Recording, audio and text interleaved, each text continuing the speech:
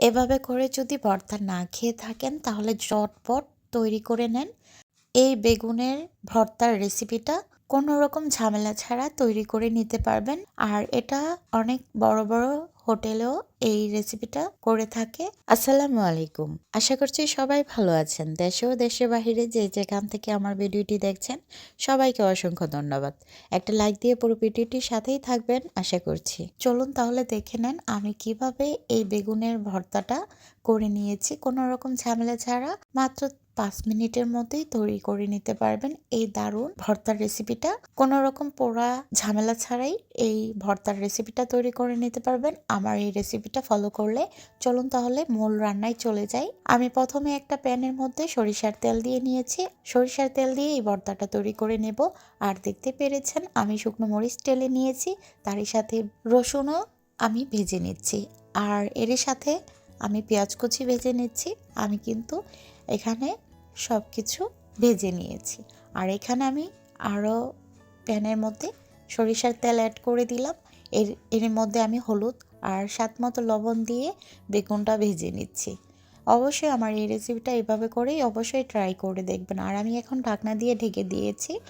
আর ঢাকনাটা তুলে এখন আমি উল্টে পাল্টে দিয়েছি। আর দেখতেই পাচ্ছেন আমার বেগুনটা কিন্তু পোড়া পোড়া মতোই আমি ভেজে নিয়েছি। এভাবে করে মুখচোর ভাবে তৈরি করে নিতে পারবেন এই বেগুনের ভর্তাটা। আর এভাবে করে যদি বাসায় কাউকে খাওয়ান সে তো আপনার ভক্ত হয়ে যাবে। এভাবে করে একবার হলো আমার এই রেসিপিটা ট্রাই করে দেখবেন। যারা নতুন রাঁধুনি আছেন তারা আমার এই রেসিপিটা ফলো করতে পারেন। একদম কোনো রকম ঝামেলা ছাড়া এই ভর্তাটা তৈরি করে নিতে পারবেন। আর যারা বেগুন ভর্তা পছন্দ করেন তারা তো কোনো কথাই নাই, অনায়াসে 1 প্লেট ভাত খেয়ে নিতে পারবেন এই বেগুনের ভর্তা দিয়ে। যারা এখন পর্যন্ত আমার ভিডিওটি দেখছেন সবাইকে অসংখ্য ধন্যবাদ। চলুন তাহলে দেখে নেন আমি কিভাবে ভর্তাটা তৈরি করে নিয়েছি। মরিচগুলো ভেজে নিয়েছিলাম, ওই মরিচগুলো এখন চটকে গুঁড়ো করে নেব।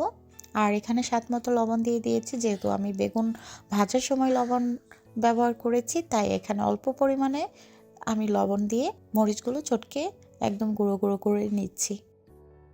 আর এখন দিয়ে দিচ্ছি পেঁয়াজ কুচি। আমি যেহেতু পেঁয়াজ আর রসুন ভেজে নিয়েছি আমি এখন ভালো করে চটকে মরিচের সাথে মেখে নিচ্ছি। ঝালটা যার যার ইচ্ছে মতো দিয়ে নেবেন।